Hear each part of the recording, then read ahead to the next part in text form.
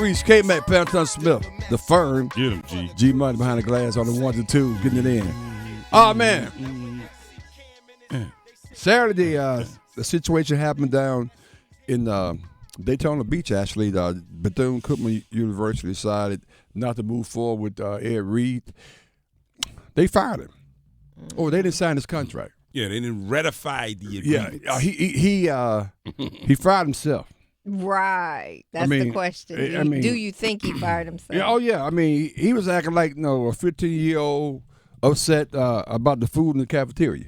Yeah, that's the way he was acting. Like a toddler. I mean, seriously. What he didn't act like is the head coach of a university, at an institution. Sure. Leading young men. That's what he didn't act like. Mm-hmm. At an institution of higher learning, leading young men. Well, I do have their statement that they put out. Who's there? The college. Yeah, the university. They said, while we read appreciate the initial interest in our football program displayed by Mr. Reed during the course of recent weeks, we are also mindful of the qualities and attributes that must be exhibited by institutional personnel during what has been a uniquely challenging times for our campus as we recover from the impact of 2 hurricanes during this past fall semester. So there's some of the things that maybe he saw is a direct impact from the hurricanes. Mm-hmm. So that's interesting. That's very interesting to hear that. Mm-hmm. So what we got? Ed Reed made the assumption that, they just let it run down because they don't care. Yeah. Oh, they just got it all trashed and all, stuff all over the place because they don't care. They don't care. Right. Well, first of all, it takes money to clean debris and that stuff. And look, could they probably have done a better job? I'm sure. Right? Mm-hmm. 'Cause I really haven't seen whatever this whatever this incident is that set him off the way he was just appalled at the condition around the university and in the office that he was moving into. Really hadn't seen it. So I don't know. I don't know how bad it was or how long it's been there or what have you. But no matter what it would have been, when you sign up to say, I'm here to help, I'm here to lead, that's the expectation. So does it matter that it's a disaster? I mean, does it? You signed up to say, I'm here to help, I'm here to lead? Be the change that it need. We talk about this all the time, and be the change that you want to see. No, it doesn't. And he says that's what he was trying to do. Who said that? Reed. He did. He said we've been around here trying to change things. My vision for change probably moving too fast for a lot of people. I'm not withdrawing my name. This is before it happened. They don't want me here. No. They do not want me here because I tell the truth. But okay. Let's be real clear. Telling the truth that's fine. Okay. But how you tell the truth and the manner that you tell the truth was inflammatory. It was embarrassing. To your future employer. And you just don't.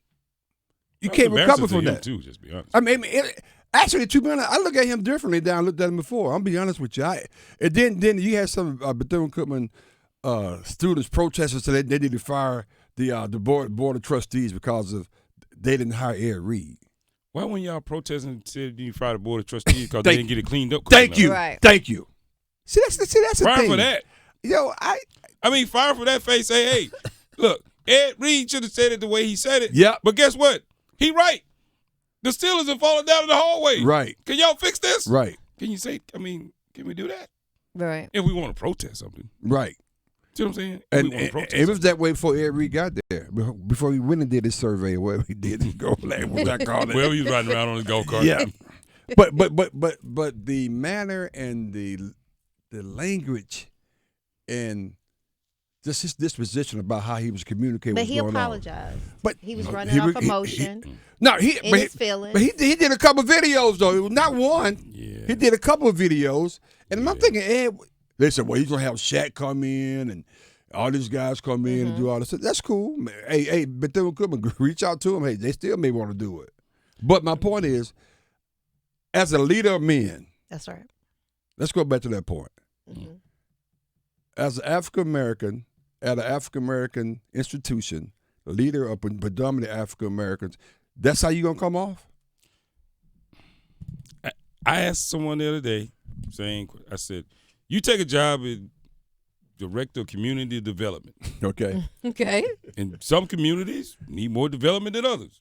They do. Right? Yep. So you get the job interview, and first thing you do, you go in and you see one of the communities you need to work with is in complete, total disarray. Are you gonna get on the phone and say, this, these guys have no idea what they're doing. This state, this county doesn't have any idea what they're doing. I can't believe they got us out here doing. Hey man, that's what we. That's why we got you here. Yeah. That's why we need you. Why would you do that? If you signed up to be a part of the solution, yep. Why end up trying to be a part of the problem? That's exactly right, and that's really, in my opinion, exactly what happened. And if I was on the board of trustees, I'm sitting there. You're not trying to be a part of it. Man, you ain't trying. You try to call us out. That's cool, but hey, how about helping us? Did he not just? He was really frustrated. He could have went to the board of directors and had a meeting with them and showed them the video. Shut that door, right? And show the same thing. He could have said the same thing to them. To them, exactly. So I'm glad you said that, Pam. He was really frustrated. Mm-hmm. I mean, we talked about this yesterday, actually, last night, rather. He was really frustrated. Mm-hmm. He was mad. He was upset. And then he leaned on, I'm here. I love these kids. Right. I love the kids, because I'm talking about his last statement that I just saw on Instagram. I love the kids. Nobody cares as much as I care. All of this, right? Right. Which may be true. But here's a question. When one of your kids playing for you does something stupid, completely stupid, and goes out, does whatever, they're kids. Right? And you going to say, you shouldn't have done that. He says, well, Coach, I was just upset. Well, that's no excuse. Well, you was just upset. Mm-hmm. And you just went and did whatever. See what I'm saying? Well, I don't know if I'm going to go there this morning because that may be a little much. No, let's go there. That may be a little much for these people. That may be a little much for people this morning. Because they come at us anyway. It might well come at us again. I mean, but you can't. You got to put away childish things. Right. I'm going to just leave it at that for y'all that know what I'm talking about. Right. See what I'm saying? Mm-hmm. Yeah. You can't sit here and want to lead young men and be an example for young men, and you still act and exhibit some of the childish things that you want to young men not to exhibit. I don't like the food in the cafeteria. I'm 15 years old. Right. It's funny. I was reading a little bit ahead. So who the athletic director is for Bethune Cookman? No, I do not, actually. He's been in Durham many times because he's a basketball coach for Bethune Cookman. Reggie Theus. Reggie Theus. Yeah, Reggie Theus played for UNLV. Reggie Theus, who played in the NBA for a long time, was an NBA coach. Yeah, I know for a fact that didn't go well. Head coach. So they got star power already there. Listen to me now. The athletic director, and Ed Reed was throwing shade in there. He said, well, I don't think the athletic director should be the head basketball coach. Wow. Anyway, there's a whole lot of dynamics going on there. I don't know all the ins and outs about that, but it's just maybe this was a bad decision just from the beginning. Yeah. On both sides. On both sides, yeah. I do have some quotes that some of the players, this is one of the players, okay. They are definitely in support of him. One says, Coach Ed Reed loved my film and gave me a chance. We had big things coming, but before all of that, we talked about being a man every day of the 3 weeks here at 7:30 in the morning. He could care less about football and wanted to mold us into accountable and responsible men. In those couple of weeks, he's done more for us and this school than the people who's been here for years. The criticism he gave may not have been the right way to speak about it. That's what we said. But nothing he said was wrong, and the whole school should be standing with him. We wanted better for this school, and he was that individual. Yeah, it's just unfortunate. Said with a lot more, but this is one that's of the good. players. Thanks for that, Pam. Because more is expected of him, right? Like as a young, impressionable young athlete, you can let that outburst go. Yeah. Right? You can let that sentiment go. But as a professional that we're hiring to lead in a university, you cannot do that. Because listen to me now. When there's smoke, there's fire. You know what I'm talking about here. When there's smoke, there's fire. When you have that outburst and you have it, like that starts to make me believe that where we really need to be to accomplish some things, A, you're not there yet, and I'm not sure you can get there. And 100% agree with Ken Mack. And to the extent that people are saying, well, he did the right thing. I don't know where they're coming from with this. I mean, you call me old school or not, but that's not the proper way to do it. Right. He may have had some of the right message, but it was how he delivered the message was wrong. And I think it was extremely wrong. And if you got a problem, I'm saying, well, you're just gonna have a problem with me, because I thought it was stupid what he did. He could have communicated that in a different kind of way, and he could have been go hard with the board of trustees that way. Let me hear the soundbite one more time, because this just blows my mind. But now I'm out here walking with the football team, picking up trash. But I'm mutting us. Man, get out of here, man. I should leave. I'm not even under contract doing this. I'm mutting us? Man, get out of here, man. They mutt me. These ain't even clean my office when I got here. I'm mutting y'all? Get your man. Come on, man.